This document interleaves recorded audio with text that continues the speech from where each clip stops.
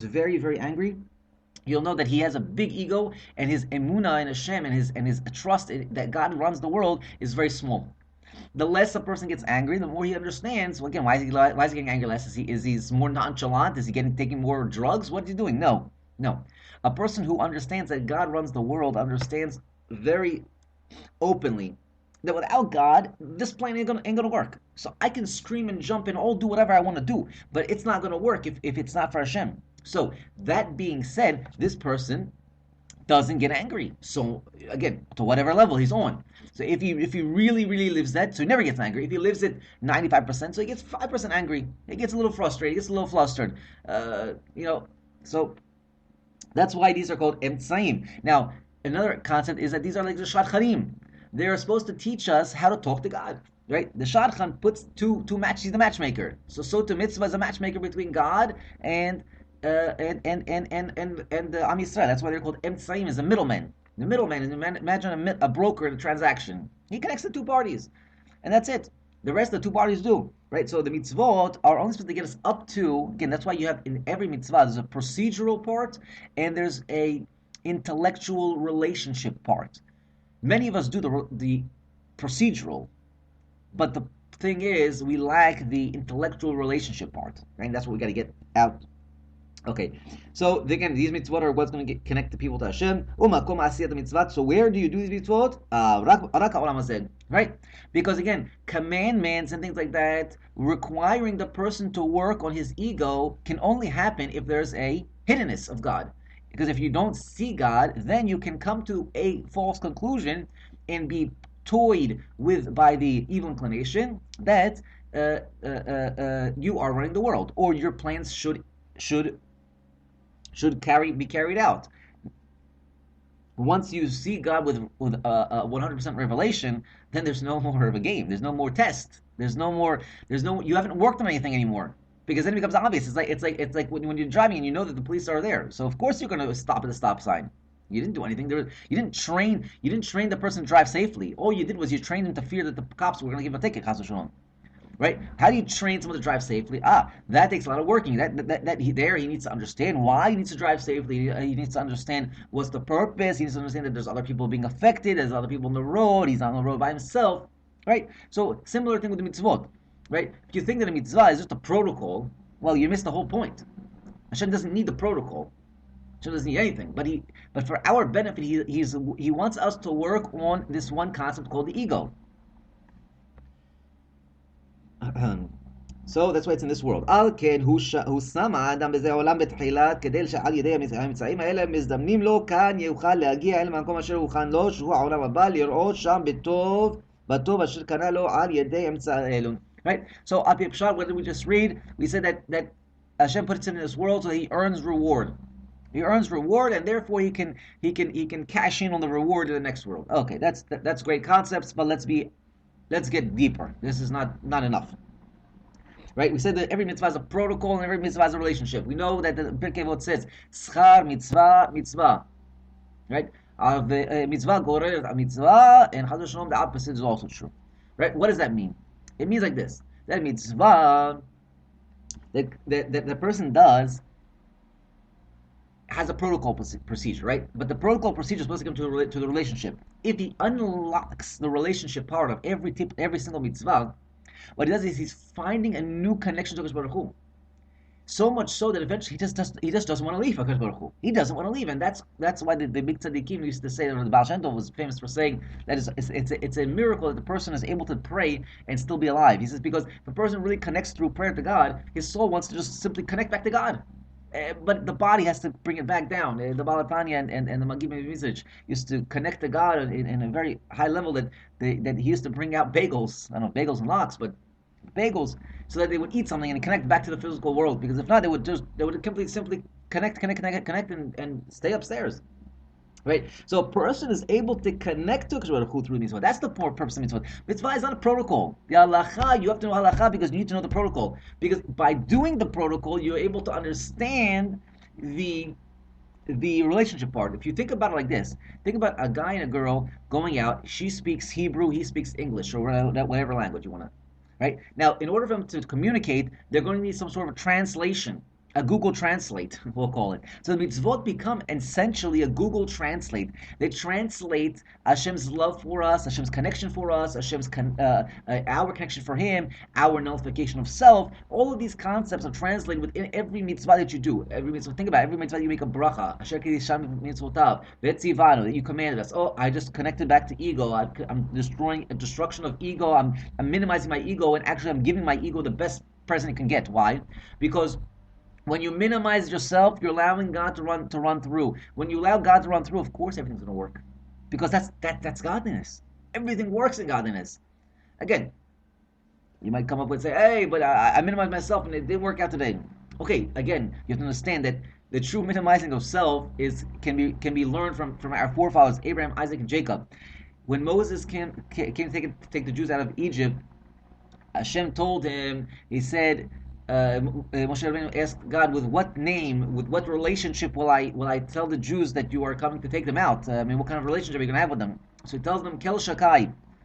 So Rashi tells us, Rashi Kadosh, in his explanation of the Torah, tells us, Kel Shakai is that Hashem is guaranteeing to fulfill promises. He says like this.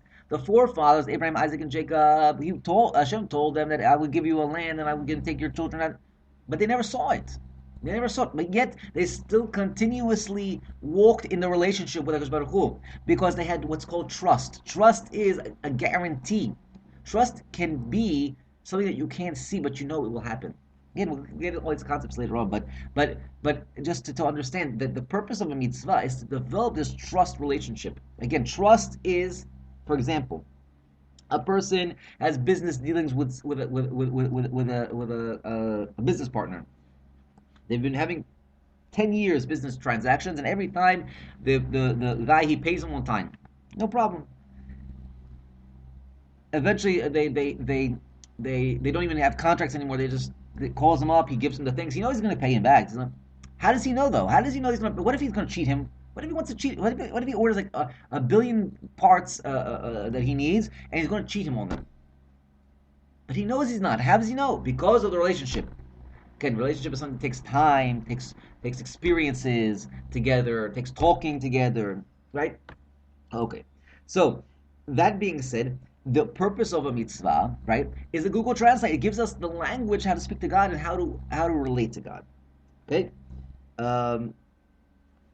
And so when a person goes upstairs, all he wants is God. All he wants is God. He just wants to talk to him more and more and more. And he's going to go, and you know what, when a person goes upstairs, they're going to show him on his life how many times God had his back. He's going to go, wow, oh my God. And they're going to show him that one. He's going to say, oh. Think about the times that God did reveal himself to us, that he was acting in our best nature, in our best interest. Think about those times, right?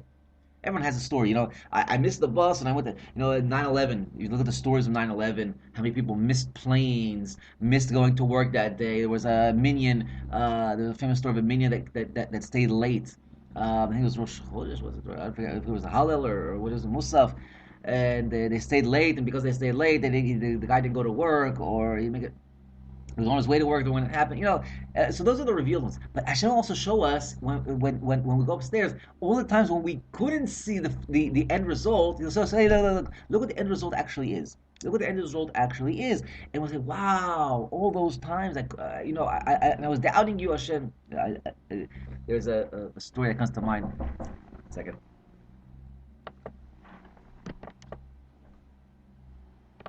So.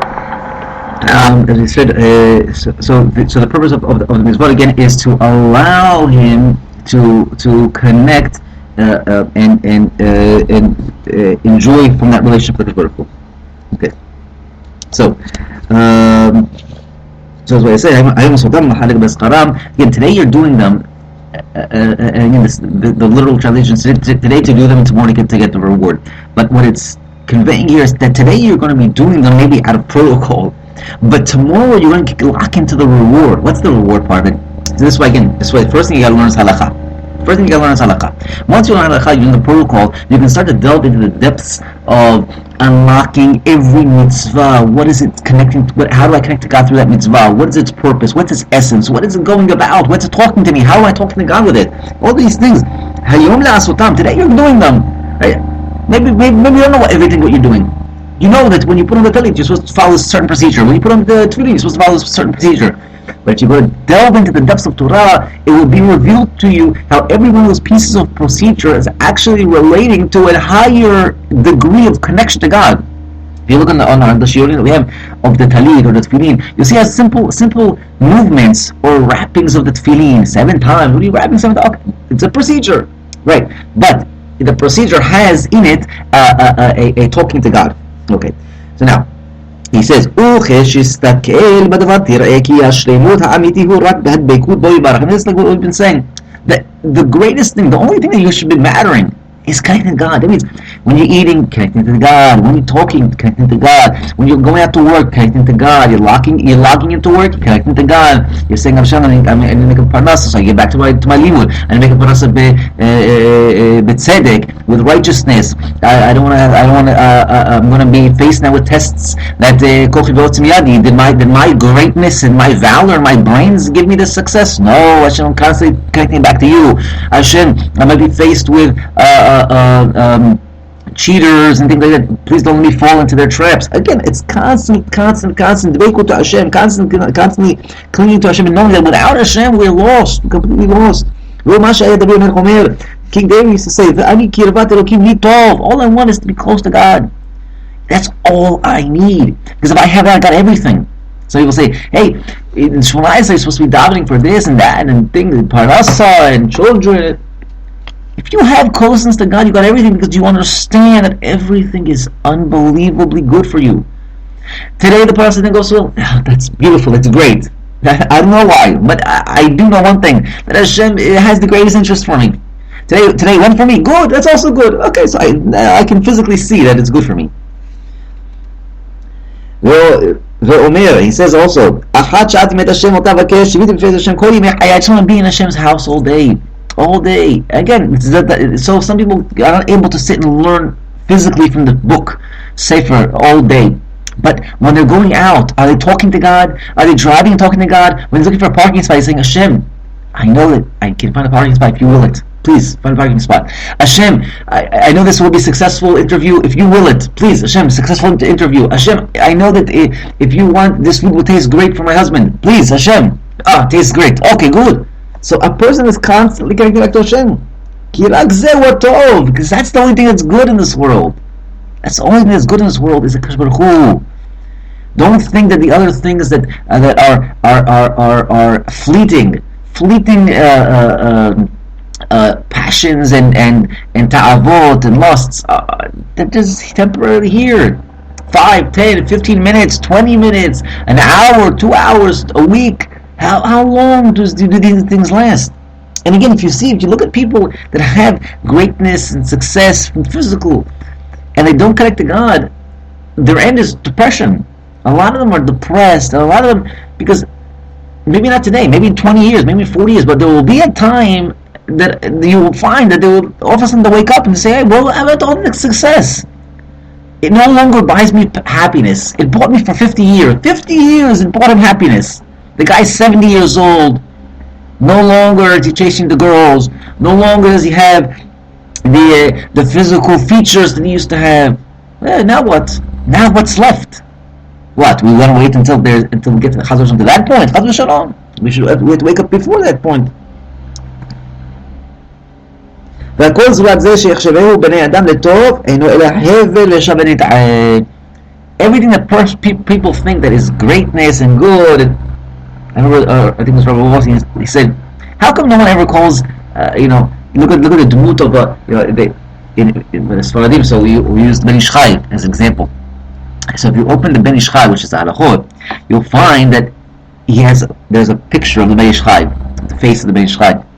Underneath is written that the great rabbis used to say that one who is trying to think of Kedusha and beautiful things of Kedusha should look at the face of the rabbi.